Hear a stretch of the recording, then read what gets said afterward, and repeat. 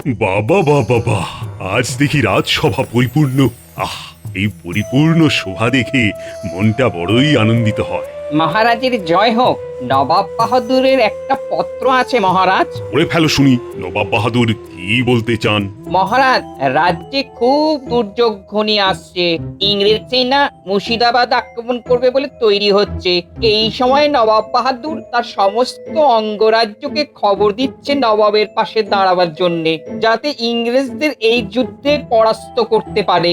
এই সকাল সকাল একটা সুযোগ এসেছে, এটাকেই ভালোভাবে হাতে নিতে হবে। মহারাজ, রাজসভা শেষ হবার পর আপনার সঙ্গে দীর্ঘ আলোচনা করব। নবাব বাহাদুরের দূত আজ রাতে বিশ্রাম করুক, কাল সকালে আমরা আমাদের মতামত জানিয়ে দেব। মতামত আবার নতুন করে জানানোর কি আছে? আমরা তো ইংরেজদের সঙ্গে লড়বো নবাব বাহাদুরের হয়ে। সে তো বটেই মহারাজ, কিন্তু তবুও একটা আলোচনার প্রয়োজন আছে। দূত, তুমি বিশ্রাম নাও। মহারাজ কাল সকালে তার মতামত জানাবেন। যথা আজ্ঞা মহারাজ। আচ্ছা, কিছু একটা পরিকল্পনা মন্ত্রীর দুষ্টু মাথায় ঘুরপাক খাচ্ছে। মহারাজ, একটা প্রশ্ন মন্ত্রী মশাইকে করতে চাই, যদি আপনি অনুমতি দেন মহারাজ। তুমি আবার প্রশ্ন করবে? আচ্ছা বেশ, কর কর কর। মন্ত্রী মশাই, মহারাজ তো তার মতামত জানিয়ে দিলেন এবং যথার্থই বলেছেন। তা সত্ত্বেও গোপন পরামর্শটা কি, ওটা আমাদের একটু পরিষ্কার করে দিলে ভালো হয়। মহারাজ, গোপালের এই প্রশ্ন আমাকে অত্যন্ত আহত করলো। আমি অপমানিত বোধ করলাম। একটা বাড়ির কাছে আমাকে কৈফিয়ত দিতে হবে? হ্যাঁ, গোপাল, তোমার এই কাজের জন্য তোমাকে আমি আজকের জন্য বহিষ্কার করলাম। মন্ত্রী মশাইকে অপমান করে তুমি কিন্তু ভালো করোনি, এটাই তোমার উপযুক্ত শাস্তি। ঠিক আছে মহারাজ, আপনার আদেশ শিরোধার্য। আমি আজকের মতো রাজসভা থেকে চললাম। আপদটা গেল। কি গো, এত তাড়াতাড়ি রাজসভা থেকে ফিরে এলে? আজ মহারাজ ভালোবেসে একটু তাড়াতাড়ি ছুটি করে দিলেন গিন্নি। ভালোবেসে ছুটি? কি কেন গো? ওই মন্ত্রী মশাইকে একটু রাজসভা সম্পর্কিত কথা জিজ্ঞাসা করেছিলাম বলে। কি যে ঘুরিয়ে পেটিয়ে কথা বলছো, আমি তো কিছুই বুঝতে পারছি না। একদিন ছুটি পেয়েছি, ঘরের চালটা একটুখানি ভালো করে ছড়িয়ে নি। কাল থেকে তো আবার সকালে নাকে মুখে গুঁজে যাব। তবে একটা কথা তোমাকে বলে রাখি গিন্নি, মহারাজ যদি মন্ত্রীর প্ররোচনায় আমার সঙ্গে এইভাবে ব্যবহার করেন, তাহলে আমি চিরকালের মতো কৃষ্ণনগর থেকে বিদায় নেব, এই বলে দিলাম। ও মা গো, কি অলক্ষণে কথা গো! মহারাজের ওখান থেকে চলে গেলে খাবে কি? গিন্নি, একটা কথা মনে রেখো, যে খায় চিনি তারে যোগান চিন্তামণি। মহারাজ, আমি বলি কি, নবাব বাহাদুরের সাথে সামনাসামনি বসে কথা বলাটা খুব দরকার। তাই কাল দুধকে নিয়ে নবাব বাহাদুরের কাছে আপনার বার্তা পৌঁছে দিতে আমি যাব আপনার প্রতিনিধি হয়ে। বাহ বাহ বাহ, এটা তো বেশ ভালো কথা বলেছো। আমার প্রতিনিধি হয়ে কথা বলার তো দরকার আছে। মহারাজ, এটা গোপন পরামর্শ। এটা কি খোলা রাজসভায় সবার সঙ্গে করা উচিত? একদম ঠিক করেছো, মন্ত্রীর মতো কাজ করেছো। তুমি এক্ষুনি খাজাঞ্চির কাছে পথ খরচা হিসেবে কিছু নিয়ে নাও, আর কাল সকালে তুমি মুর্শিদাবাদের উদ্দেশ্যে রওনা হয়ে যাও। আপনার আদেশ শিরোধার্য মহারাজ, আমি আসি।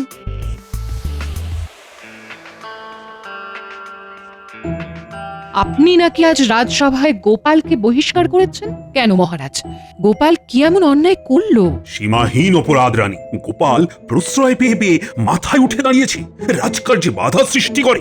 আপনি গোপালকে যাই করুন না কেন, গোপাল কিন্তু এই কৃষ্ণনগরের একটা সম্পদ। সেটা আপনি আজকে না বুঝেন, ভবিষ্যতে বুঝবেন। আর এই যে মন্ত্রী, যার প্রতি আপনার এই অগাধ বিশ্বাস, সেটা খুব তাড়াতাড়ি চলে যাবে, এটাও আমি আপনাকে বলে দিলাম।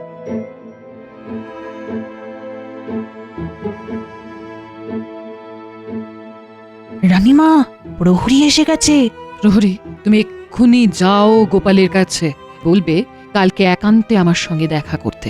আমি রাজবাড়ির মন্দিরে থাকবো, ওইখানে খুব সকালে গোপাল যেন আমার সাথে দেখা করে। ঠিক আছে রানীমা।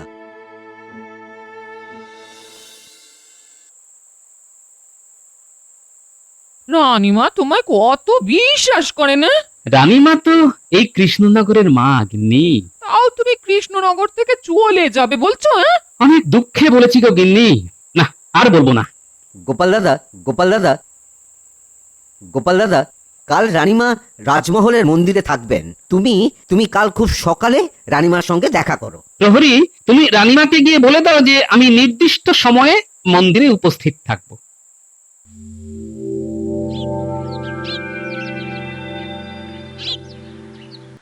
রানীমা, গোপাল দাদা দাঁড়িয়ে আছে। গোপাল এখানে এসো। তোমাকে যেটা বলার জন্য ডেকেছি সংক্ষেপে সেটা বলে দিই। বলুন রানীমা। আমি একটা খারাপ দিক দেখতে পাচ্ছি। মন্ত্রী আজ সকালে মুর্শিদাবাদ গেছে নবাব বাহাদুরের কাছে। জানি না মন্ত্রী মশাইয়ের কি মনের ইচ্ছে। মহারাজ তোমাকে যাই বলুক, কৃষ্ণনগর তোমাকে চায়। তুমি বহুবার কৃষ্ণনগরকে বিপদ থেকে উদ্ধার করেছো, এই বিপদেও তুমি থাকবে। মন্ত্রী পুরুষের কার্যকলাপের উপর আমার ভরসা নেই। আমি তোমাকে অনুরোধ করছি গোপাল। ছি রানীমা, আমাকে আমাকে পাপের ভাগই করবেন না আপনি রানীমা। আপনি আপনি আমার আদেশ করবেন, অনুরোধ করবেন না। মা মা আপনার আদেশ শিরোধার্য রানীমা। আমি আমি মহারাজকে ছেড়ে কোথাও যাব না রানীমা। এতক্ষণে আমার মন্ত্রী মুর্শিদাবাদ পৌঁছে গেছে বলেই মনে হয়। কি বলো বৈজ্ঞানিক? হ্যাঁ মহারাজ, সময় বিচার করে এইটুকু বলাই যায় যে এই মন্ত্রীমশাই এখন নবাব বাহাদুরের দরবারে উপস্থিত। হ্যাঁ। কি মন্ত্রী, রাজা কৃষ্ণচন্দ্র কি বলছে? নবাব বাহাদুর, মহারাজের মতিগতি ঠিক ভালো বুঝছি না। সে কি? হ্যাঁ উজির মশাই, সেটাই তো বিপদে। মহারাজ ভয় পাচ্ছেন। মহারাজ ইংরেজদের চটাতে চাইছেন না। বটে, কৃষ্ণচন্দ্র এত অধিমত, নবাবের আজ্ঞা পালন করে না। আপনি কিছু ভাববেন না নবাব বাহাদুর। আরে আমি তো আছি, আমার ওপর ভরসা রাখুন। আমি বেঁচে থাকতে ইংরেজরা মুর্শিদাবাদ এবং কৃষ্ণনগরের কোনো ক্ষতি করতে পারবে না। গোপাল কি ভাবছে? গোপালের কি মত? গোপালই যত নষ্টের গোড়া নবাব বাহাদুর। গোপাল মহারাজের কানে মন্ত্র দিচ্ছে, আর মহারাজ গোপালের কথায় নাচছেন। আমার কোনো কথাই শুনছেন না। আচ্ছা, গোপালের এত উন্নতি হয়েছে, এই বিপদ থেকে উদ্ধার করতে দাও। তারপর দেখছি কত ধানি কত চাল। নবাব বাহাদুর, আমার একটা আর্জি আছে আপনার কাছে। নির্ভয় তুমি তোমার আর্জি জানাও আমার কাছে। আমি জান প্রাণ দিয়ে আপনার পাশে দাঁড়িয়ে ইংরেজদের সাথে লড়ব। বিনিময়ে শুধু কৃষ্ণনগরের মহারাজা আমাকে বানিয়ে দিন। তুমি আমার জন্য এতটা করবে, আর আমি তোমাকে এইটুকু দান করতে পারবো না? কথা দিলাম, ইংরেজদের হারিয়ে দিয়েই আমি মহারাজকে গদিচ্যুত করব, আর তোমাকে সেই সিংহাসনে বসাবো। জয় জয় নবাব বাহাদুরের জয়। একটা বাঁধা টপকালাম। এবার ইংরেজ সাহেবের কাছে গিয়ে ইংরেজ সাহেবের ভরসা পেতে হবে। আমি এখন চলি, অনেক কাজ পড়ে আছে তো। মন্ত্রী মশাই যে কি ঘন্ট পাকাতে গেছেন আমি বুঝতে পারছি। এখন এইটা মেরামত করতে হবে। দরকার পড়লে আমি চলে যাব মুর্শিদাবাদ, জানতে হবে মহারাজ সম্পর্কে কি কথা বলেছে। তার মানে তুমি কি বলিতে চাহিছো যে তুমি আমাদের হেল্প করিবে? করব সাহেব। আমাদের রাজা কৃষ্ণচন্দ্র রায় খুব বাজে রাজা, প্রজারা খুব রেগে আছে। তাই নাকি? তাহা হইলে ইহা খুব ভালো সংবাদ আছে। আমাদের কি করিতে হইবে? আপনাদের রাজ্য জয় হয়ে গেলে শুধু কৃষ্ণনগরের আমাকে রাজা করে দেবেন। আমার রাজা হওয়ার খুব বাসনা। Unfaithful teacher. তোমার কোনো চিন্তা নাই, আমরা চিটারদের সঙ্গে খুবই ভালো ব্যবহার করিয়া থাকি। তুমি আমার কাজ করিয়া দাও, আমি তোমার কাজ করিয়া দিব। ব্যাস ব্যাস, আপনাদের কথা মানে হাতির দাঁতের মতো। ওই একটা হিন্দি কথা জানি সাহেব, বলো বলো। মরদ কা বাত হাতি কা দাঁত। হ্যাঁ, আর একটা অনুরোধ আপনার কাছে, একটা ছাউনি কৃষ্ণনগরে করুন, তাতে আমার কথা বলতে সুবিধা হবে। ঠিক আছে, তালিকায় আমরা একটা ছাউনি কৃষ্ণনগরে করিব। ব্যাস, তাহলে আমি নির্ভয়ে কৃষ্ণনগরে যাই। তোমার সঙ্গে আমার কৃষ্ণনগরে দেখা হবে। হ্যাঁ,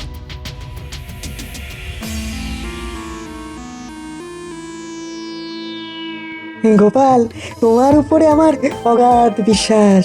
আমি কয়েকদিন ধরেই দেখছি তোমার সঙ্গে মহারাজ, মন্ত্রীমশাই এবং আরও বাদবাকি সভাসদরা খুব খারাপ ব্যবহার করছে। ছাড়ুন তো সব, আমার চিন্তা অন্য জায়গায়, বুঝেন? মন্ত্রী মশাই কতটা খারাপ কথা মহারাজ সম্পর্কে বলেছেন সেটাই আন্দাজ করতে পারছি না, ওটা জানতে হবে। কিভাবে জানবে? কাল মন্ত্রী মশাই রাজসভায় এলে আমি মুর্শিদাবাদ যাব, ঘাটা জায়গাটা মেরামত করতে হবে তো। তোমার সাহায্য লাগবে বৈজ্ঞানিক। গোপাল, আমি কৃষ্ণনগর, মহারাজ এবং তোমার জন্য সব সময় তৈরি থাকি। আমি জানি বৈজ্ঞানিক।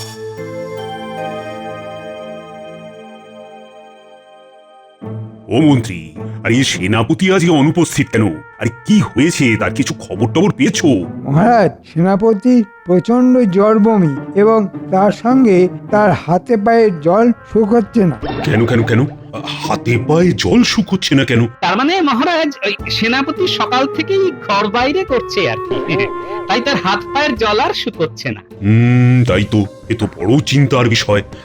রাজবৈদ্য বরং সেনাপতিকে একবার দেখে আসবে। আমি সকালে খবর পেয়ে প্রথমে ওই সেনাপতির ঘরে গিয়ে দেখে তারপর ওষুধ দিয়ে এসেছি মহারাজ। বাবা বাবা বাবা, খুব সুন্দর কথা। তাহলে ওষুধ পড়েছে, নিশ্চিত হওয়া গেল। কেমন দেখলে? খুব দুর্বল মহারাজ, তবে তবে বিশ্রাম নিলে ঠিক হয়ে যাবে। বেশ বেশ বেশ। তা মন্ত্রী, এবার কথায় আসি। মুর্শিদাবাদে সব কুশল মঙ্গল আছে তো? আমি সব কুশল মঙ্গল করেই এসেছি মহারাজ। সেটা কতটা আমাকে দেখতে হবে, কালকেই আমাকে মুর্শিদাবাদ ছুটতে হবে। মহারাজ, সেনাপতি যখন নেই, যুদ্ধের সব দায়িত্ব আমি নেব। বলো কি, তুমি যুদ্ধের দায়িত্ব নেবে? বাবা বাবা বাবা বাবা। আমি একবার গোলাখানায় যাই, কত বারুদ আমার আছে সেটা দেখে আসা কর্তব্য। এই সময় যখন সেনাপতি নেই, তখন যুদ্ধ লাগতে পারে। মন্ত্রী, আমি আমি আনন্দে আত্মহারা হচ্ছি। যত তোমাকে দেখি ততবার আনন্দ পাচ্ছি। যাও যাও যাও, দেখে এসো। আমি এই যাচ্ছি আর এই আসছি। আবার কিছু একটা ঘাপলা করতে গেল, এসে বলবে গোলা বারুদ নেই। আমি নিশ্চিত যে যোগ্য হাতে কৃষ্ণনগরের ভার আছে। কি বলো পণ্ডিত? সে আর বলতে মহারাজ, আমাদের মন্ত্রী সব দিক থেকে চৌকস। মহারাজ, সর্বনাশ হয়ে গেছে। গোলাখানায় বারুদ গোলা সব শূন্য। এক্ষুনি কিছু অর্থের প্রয়োজন, আমি বারুদ গোলা নিয়ে আসি। এইসব কাজে কোনো অনুমতির প্রয়োজন নেই। যাও যাও যাও, খাজাঞ্চির কাছ থেকে যত টাকা লাগে নিয়ে গোলা বারুদ নিয়ে এসো। মহারাজ, আমি এক্ষুনি লোক পাঠিয়ে গোলা বারুদ মজুত করছি। রাত্রিবেলা সব গোলা বারুদ ইংরেজদের শিবিরে নিয়ে যেতে হবে। সাহেবদের হাতে তুলে দিয়ে ওখান থেকে কিছু অর্থ নিয়ে নেব। বাহ, দুয়ে দুয়ে চার, ঠিক হয়েই যাচ্ছে।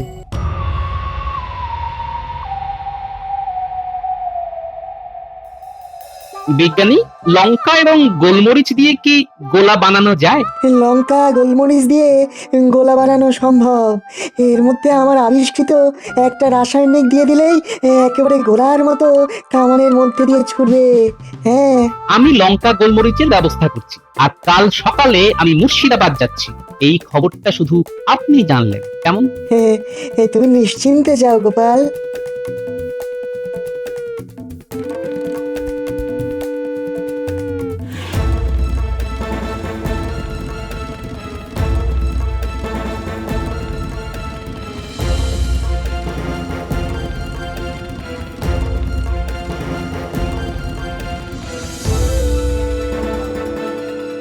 পুটি, এই পুটি, এই বাড়ি আছিস নাকি?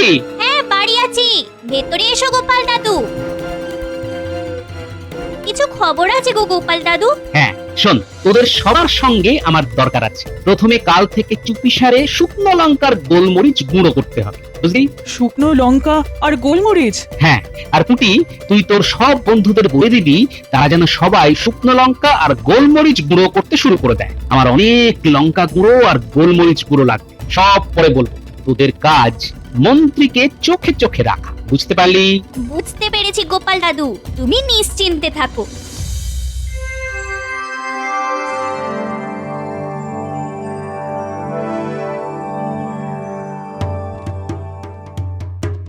বলো কি গোপাল, মন্ত্রী তো আমার কাছে উল্টো কথা বললো। নবাব বাহাদুর, যে উল্টো সে তো উল্টো কথাই বলবে। আমাদের মহারাজ নবাব বাহাদুরকে যুদ্ধে সাহায্য করতে প্রস্তুত আছে। জাহাপানা, কাল না আমারও মন্ত্রী মশাইয়ের কথা শুনে কিরকম যেন একটা সন্দেহ হয়েছিল। তুমি কি রকম উজির হে, তোমার সন্দেহর কথা আমাকে বলবে না? হতেই পারে নবাব বাহাদুর, বড় কাজে এইসব ছোটখাটো ভুল হতেই পারে। আর একটা কথা, যুদ্ধে আসবে নাকে কাপড় বেঁধে আর চোখে কালো চশমা পরে। নাক, মুখ আর চোখকে সামলে রাখতে হবে, নইলে লঙ্কা গুঁড়ো আর গোলমরিচের ঝাল চোখ জ্বালিয়ে দেবে। আমাদের করে আবার ওই রাসায়নিক দেওয়া হচ্ছে কিনা তাই বললাম। আর তাহলে ইংরেজ বিজয় হচ্ছে? হ্যাঁ, হচ্ছে।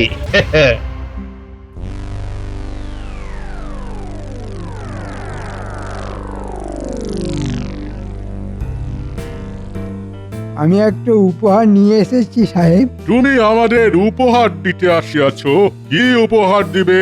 রাজবাড়ির ভেতর থেকে গোলা বারুদ নিয়ে এসেছি আপনার হাতে তুলে দেব বলে।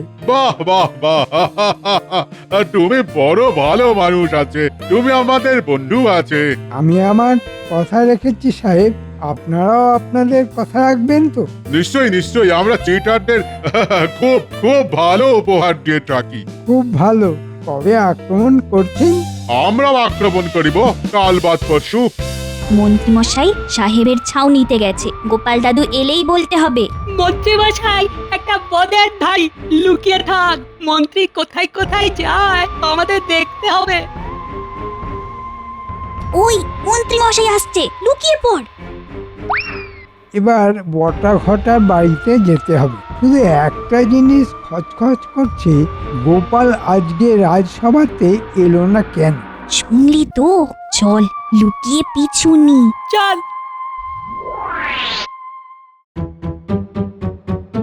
মহারাজ, গোপালকে জিজ্ঞাসা করুন কাল গোপাল কাউকে কিছু না বলে কামাই করেছে কেন। হ্যাঁ গোপাল, তুমি কালকে কামাই করেছো কেন? আমাকে একটা কাজে কাল একটু বাইরে যেতে হয়েছিল মহারাজ। একজনকে ভূতে ধরেছে তো, তার জন্য ওঝার বন্দোবস্ত করতে গেছিলাম। কাকে আবার ভূতে ধরেছে? ভূত তাড়িয়েছো? ওঝা ভূতের ব্যাপারটা বুঝতে পেরে গেছে, একটু সময় নেবে। খুব ধুরন্ধর ভূত তো। দেখো, এখন কোনো সময় কামাই করা চলবে না। দেখছো না ইংরেজরা আক্রমণ করবে বলে প্রস্তুত হচ্ছে। আরে এই সময় সলা পরামর্শ দরকার। রাজনীতিতে আমার কি প্রয়োজন মহারাজ? আমি তো ভাঁড়, লোক হাসানোই আমার কাজ। এখন ভাঁড়ের প্রয়োজন আছে। আমাদের মাথা যখন ক্লান্ত হয়ে যাবে তখন তুমি হাসাবে। কি মহারাজ, ঠিক বলেছি তো? এমন হাসাবো টের পেয়ে যাবেন মন্ত্রী মশাই।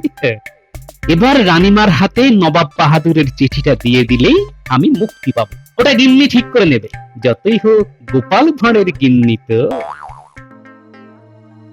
কি ব্যাপার গোপালের গিন্নি, তুমি আমার সঙ্গে দেখা করতে চাও? গোপালের কি কিছু কথা আছে? আছে রানীমা, আছে।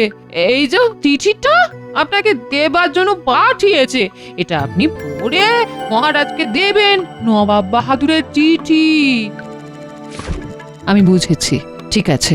সভার কাজ শেষ করে মহারাজ এলে আমি এই চিঠিটা মহারাজের হাতে দেব।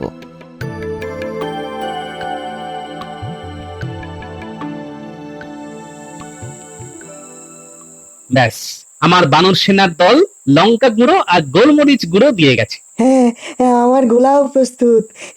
একটা গোলাই যথেষ্ট। ব্যাস, আমরা নিশ্চিন্ত। নবাব বাহাদুরের চিঠিটা পড়লেন? পড়লাম। আমি তো ভাবতেই পারছি না রানী, আমার মন্ত্রী এতটা বদমাশ। গোপালের তুলনা নেই। মহারাজ এতক্ষণে জেনে গেছেন আশা করি। অসৎ মানুষ জিততে পারে না।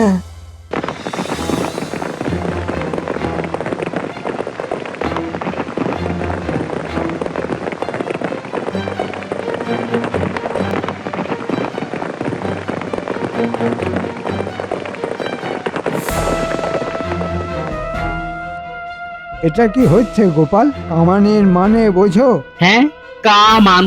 মান ছাড়া কামান হয়? গোপাল, সব কামান ঠিকঠাক বসেছে তো? গোপালকে দিয়ে কামানের কি কাজ হবে মহারাজ? গোপাল কামানের কাছে দাঁড়িয়ে থাকবে, তুমি খোলা মাঠে তরোয়াল হাতে লড়বে।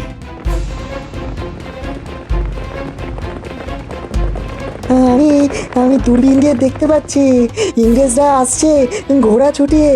হ্যাঁ, আমাদের সৈন্য সামন্ত কোথায়? আমি আর বিজ্ঞানী হলাম সৈন্য, আর কামানগুলো হলো সামন্ত, আর আপনি হলেন সেনাপতি। নিন মহারাজ, মুখে কাপড় আর চোখে চশমা পরে নিন। চালাও কামান, গুম!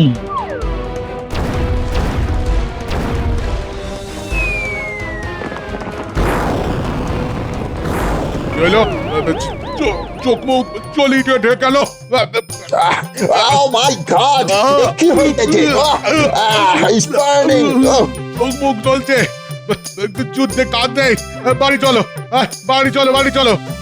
সাহেব, তুমি আমাদের সঙ্গে ভারতীয়দের সঙ্গে লড়তে এসেছো? তুমি জানো না আমাদের বুদ্ধি? দেখো দেখো, আমরা কিরকম নাক মুখ ঢেকে যুদ্ধ করতে এসেছি। সৈন্য সাহেবদের বন্দি করো। মন্ত্রী মশাই, সরি, সেনাপতি মশাই, কেমন বুঝছেন? মন্ত্রী এখন বোঝবার অবস্থায় নেই, ওর চোখ নাক কান সব সব জ্বলছে। আহ, আহ, ওরে বাবারে, ওরে বাবারে, জ্বলে যাচ্ছে। ওরে বাবা, মন্ত্রী, এবার তোমার কৃষ্ণনগরে রাজা হওয়া তো আর হলো না।